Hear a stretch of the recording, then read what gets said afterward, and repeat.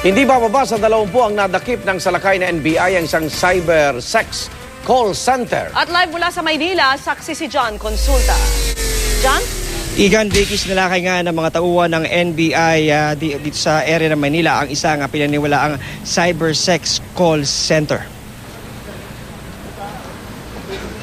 Sa bisa ng isang search warrant, pinasok ng mga tauhan ng NBI Cybercrime Division ang isang establishmento sa Santa Mesa, Maynila. Ayon kay Ronald Aguto, hepe ng NBI Cybercrime Division, ang modus ng grupo mag-recruit ng magisilbing call center agents para magpanggap na model at makipag-chat sa mga customer gamit ang kanilang mga pre-recorded porn video. Ayon sa NBI, ilan sa mga nasa na ginagamit na pre-recorded porn video ay mga Pilipina. Ang ilan sa kanila, 15 anyos pababa. Ang pang-akit daw ng grupo, maaaring kumita ang kanilang mga call center agent ng 5 hanggang 30,000 pesos kada linggo. Depende sa kanilang sipag na makapag-market ng kanilang porn sites at sa dami na rin ng kanilang maaakit na mga kliyente na karamihan taga-Amerika, Australia at United Kingdom. Di bababa sa 20 call center agents ang nadakip.